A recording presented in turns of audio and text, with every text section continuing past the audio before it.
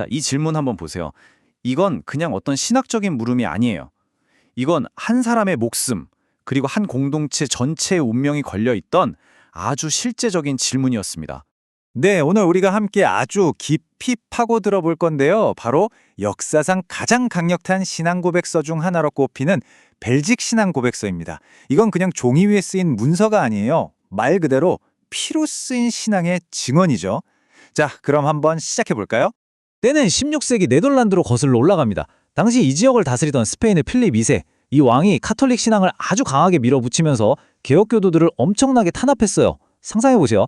내가 믿는 신앙 때문에 반란군으로 몰려서 화형을 당하거나 처형당하는 정말 끔찍한 시대였습니다.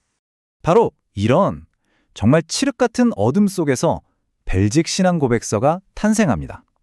이 고백서는 개혁교회 신앙의 핵심이 뭔지를 아주 체계적으로 정리한 문서인데요. 지금까지도 개혁주의 신학에서 정말 중요한 기둥 같은 역할을 하고 있죠. 여러분, 한번 진지하게 상상해 보세요.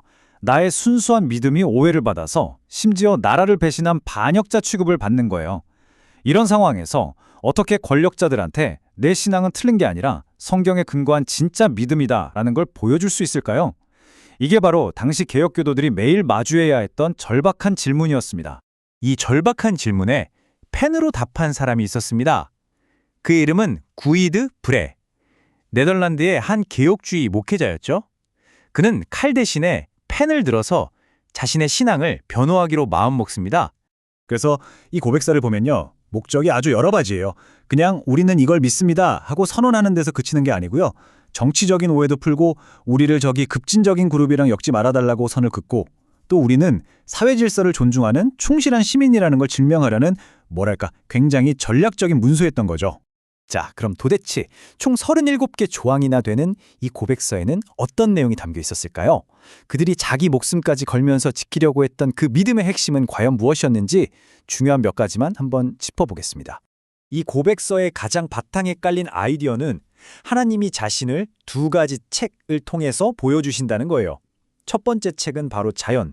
우리가 이 아름다운 창조 세계와 그 질서를 보면서 아, 신이 정말 계시는구나 하고 어렴풋이 알 수 있다는 거죠. 하지만 우리가 구원받기 위해 필요한 구체적인 지식은 오직 두 번째 책, 바로 성경을 통해서만 알 수 있다고 아주 강하게 얘기합니다. 그래서 결론은 뭐냐?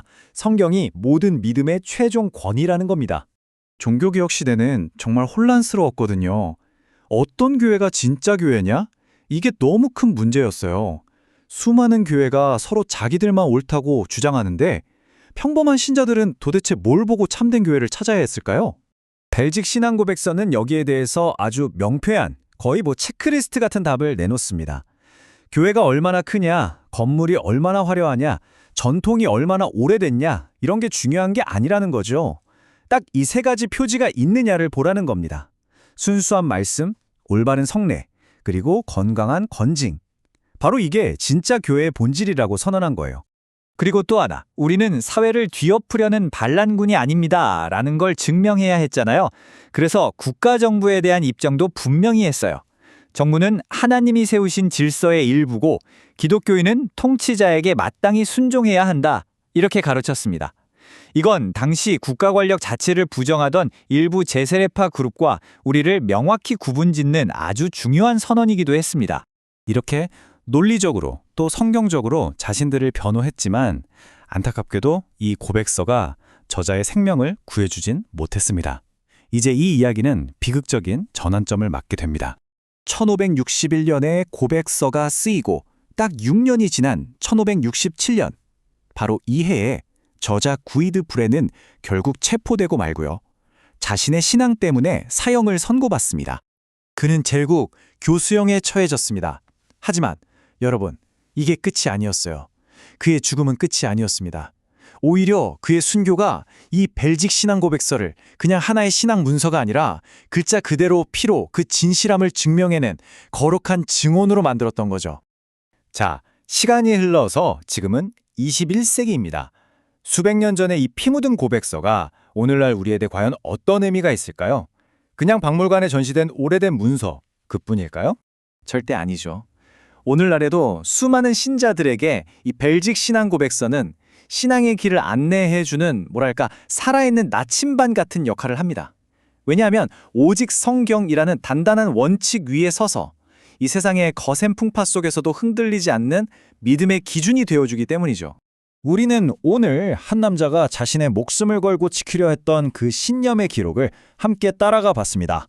그렇다면 마지막으로 이 질문을 여러분 자신에게 한번 던져보셨으면 좋겠습니다. 내 삶과 내 신념을 이끌어가는 절대적인 나침반은 무엇인가요? 그리고 나는 그것을 위해 어디까지 갈 수 있을까요?